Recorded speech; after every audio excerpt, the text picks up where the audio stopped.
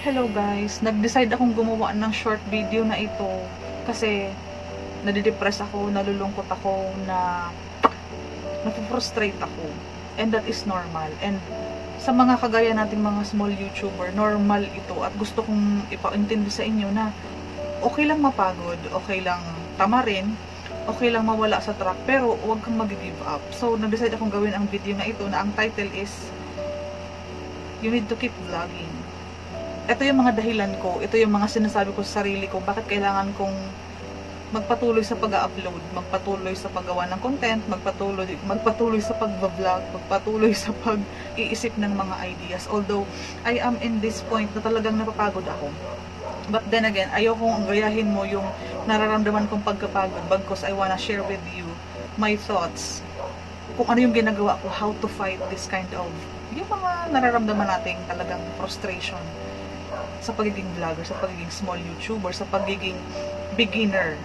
So, hayaan mo akong basahin itong mga tinype ko sa harap ng aking computer. First na tayo. Keep vlogging because kailangan talaga natin magkaroon ng maraming content. Kasi since baby YouTuber pa lang tayo, small YouTuber pa lang tayo, kailangan magkaroon muna talaga ng laman ng mga videos, ng mga content ng ating mga YouTube channel. That is given. Para more videos kasi will give us more viewers, more subscribers, more watch hours, and nagpapakilala pa lang tayo sa community. So we really need to keep vlogging because of that reason. So pinagpapatuloy natin ang pag-upload. Next reason why you need to keep vlogging because we need more practice. Lahat naman tayo is baguhan. So, paano tayo magiging magaling is kailangan natin mag-practice talaga sa mga unang month natin. Mag-practice, mag-improve, mag-practice, mag-improve.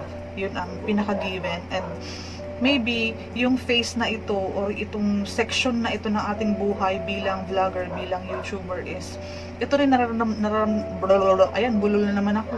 Nararamdaman ko is nakaka-frustrate, nakakapagod, nakakatamad, but still we need to focus sa ating goal, which is ang pinaka-goal natin is mag-grow ang ating YouTube channel. So, we need to keep vlogging because we need more practice. Third, we need to keep vlogging because ito yung nagpapalakas ng loob ko minsan. Every video has different revenue.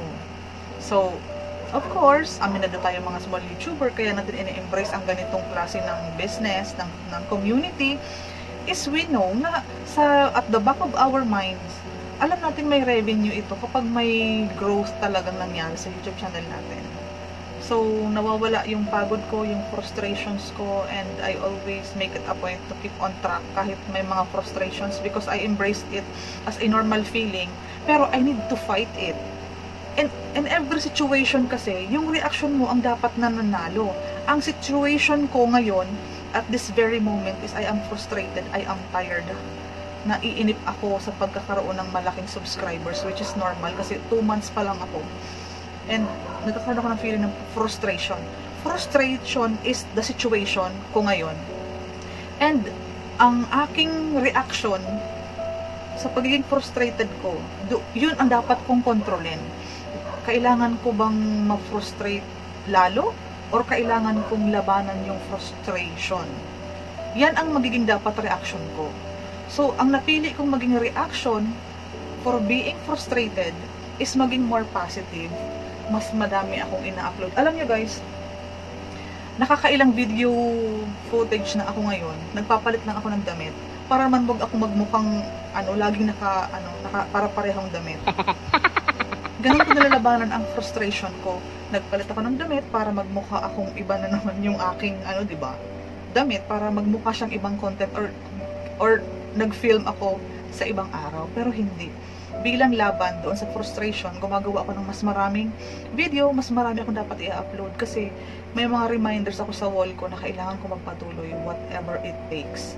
So, I need to keep vlogging because more videos kasi naranasan ko siya na kapag madami akong videos, mas maraming options si YouTube na i-suggest pa yung mga ibang videos ko sa mga nanonood. Like, for example, ikaw nanood ka ng isang specific video ko, please comment down below kung sa suggested video is nakita mo pa yung mga ibang videos ko. Mabilis mo naman makikita yung mga videos ko kasi nilagay ko yung mukha ko talaga sa mga thumbnail ko, and I am using talaga isang color lang ng background ng mga ng mga thumbnail para mabilis akong ma-recognize. That's my branding. May mukha, malalaki ang font, colorful font, orange ang background, and may mukha ko talaga sa thumbnail.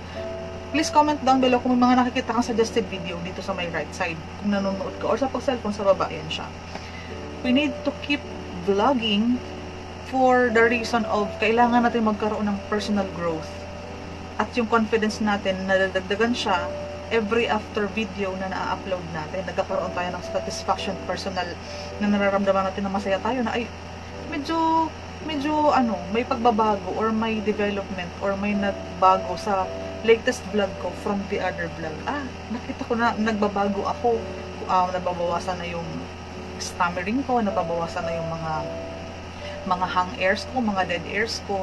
Meron na akong spontaneous ideas. Tuloy-tuloy na ako magsalita and bihira na ako mag-cut. So we need to keep vlogging kasi meron tayong personal growth about doon sa klase ng content na ginagawa natin. Again, practice. Masasanay ka, yung confidence mo, and nagiging spontaneous or tuloy-tuloy ang pagsasalita natin. So, we need to keep vlogging para dyan. So, we need to keep vlogging kasi kapag ang isang routine, in-embrace na natin siya as ginagawa natin ng madalas, maganda na magkaroon ka ng routine kasi kahit mga after 5 months na tinatamad ka na, since naging routine mo na siya, para na siyang kapareho ng paghinga mo. It is as normal as you are breathing. Ang pagbo-vlog or ang pagre-record, maganda kasi masanay ka sa mga bagay na ganyan, na nagbo-vlog ka. Kasi kung magkakaroon ka man ng mga busy days, babalik ka sa pagbo-vlogging kasi naging routine mo na siya. So we need to keep vlogging para masanay ang sistema natin na nagre-record tayo sa harap ng camera, nag-i-edit tayo. We need to always feel the same feeling. Okay po? Kasi yung next natin, we need to keep vlogging kasi sa YouTube, being consistent talaga is the really key para sa pagkakaroon ng growth sa YouTube. Kung ano ang binibigay mong effort sa YouTube channel mo, yan din naman ang ibabalik ni YouTube sa'yo or ng mga viewers sa'yo. Okay po? So, we need to keep vlogging kasi meron tayong goal. Ano ba yung goal mo? Hindi ko nasasabihin yung goal ko. I want you to realize or I want you to just comment down below kung ano yung goal mo. Bakit gusto mo maging vlogger, gusto mo maging YouTuber, gusto mo magkaroon ng growth ng YouTube channel mo, gusto mo magkaroon ng successful career as a vlogger. So, pwede mo siya i-comment sa baba.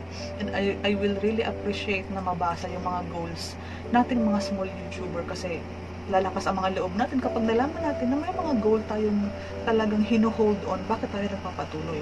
So, we need to keep vlogging. We need to keep vlogging kasi yung consistency talaga, di ba? Nasabi ko na. Ito na. YouTube is a career. It is a process po. Kailangan po may process talaga ang pagiging successful. Hindi lang sa YouTube, kundi sa lahat ng aspeto ng buhay, whether it's sa ating career sa trabaho, career sa business, career sa pagbabloging. It is a process. Wala pong magic talaga. Walang nagiging magaling na vlogger sa isang araw pa lang. Although, exclusive naman kasi, iba naman kasi ang mga artista kasi they already have the fame. Tayo, hindi pa naman tayo artista, pero baka maging artista tayo, joke lang. So, meron talaga tayong proseso na ginagawa. And again, yung process na to, lagyan natin ng mga strategies na pwede mong mapanood sa ibang video ko. I am giving iba-ibang strategies on how we will grow our YouTube massively bilang mga small YouTuber. So, being consistent kasi, it will teach you to be patient, which is totoo naman. Dapat talaga maging consistent tayo kasi ito nga is a process. Kung wala kang tiyaga, mag-give up ka. Pag na-frustrate ka, give up ka. Pag napagod ka, give up ka. Sayang yung nasimulan mo. What if, di ba, nasa 50% na yung progress mo. 50% na lang, magiging progressive na ang YouTube channel mo. So, we need to be consistent para maramdaman natin talaga yung patience. Para naman, pag naging successful tayo, masarap sa pakiramdam kasi maging successful na alam natin ang pinagdaanan natin. which is normal. Wala talagang elevator to success. We really need to take the stairs. Ganun siya ina-explain ng mga ibang mentor ko noong ako yung nasa kabilang trabaho ko pa. We need to keep vlogging kasi unang-una ng mga try natin mag-vlog, naging masaya tayo. And it will give us more happiness na ipagpatuloy yan. Kasi magkakaroon tayo ng happiness, contentment, kapag may mga nakikita pa tayo mga ibang video na nag-viral. It helps us to realize, ano ba tama? Tama, di ba? Nare-realize natin na, uy, nakakatuwa naman yung feeling na yung isang video ko, 50,000 views na. Hindi ko inasahan na mag-50,000 views yun. And alam mo yung support ng subscribers mo kapag nakabuo ko ng community. It's an overwhelming feeling na pag na-appreciate na nila yung mga video mo. Kaya itong mga frustrations na nararamdaman mo sa mga unang month mo, matatawa ka na lang na, uy, alam mo dati nung mga first month ko, I am so frustrated na almost gusto ko na mag-give up. Kasi nga, nagtanim pa lang tayo sa mga panahon na ito. Naglalagay pa lang tayo ng mga punla. Our punla are our videos. Andyan pa yan eh. Hindi pa yan sumisibol. Hindi pa yan nare-recognize ni YouTube. Hindi pa yan napapanood ng mga tao. Pero lahat ng bagay ay may kanya-kanyang oras. Hindi ka nagtanim ng pechay kahapon, tumubo ngayon, nag-harvest ka ngayon. That is very, very, very hindi totoo. Dapat maging realistic lang talaga tayo sa buhay para wag tayong ma-frustrate. We need to embrace yung mga bagay na out of control natin. Ang nakokontrol lang natin dito is kung ano yung mga strategy pwede natin gawin. Di ba ang mga pananim may mga, hindi fertilizer ba? Yung pagpapatubo agad, alam mo yun? Sa business natin, kailangan natin agad maglagay ng mga abono para mag-grow agad ang ating video. Am I making any sense? Kailangan i-promote mo yung YouTube channel mo, gumawa ka ng community mo ng mga magiging supporter ng YouTube channel mo. You need to strategize, you need to promote your videos, you need to promote everything na ino-offer mo. And you won't harvest big unless you plant well. Yan ang gusto kong ma-realize mo na nagtatanim tayo ngayon. Time will come, mag-harvest tayo ng magandang ani. Just keep the faith, magpatuloy ka lang. Malungkot ka when you are frustrated, pero always hatakin mo yung sarili mo na bumalik ka sa pag-vlogging kasi nagsimula ka na, sayang. Hindi mo alam ang mangyayari sa mga video mo after a year. Hindi ko na ito papalang papahabain. Gusto ko lang i-share sa'yo ang feelings na to and sana'y na-boost din ang confidence mo. Huwag kang susuko kasi ako hindi ako susuko. God bless.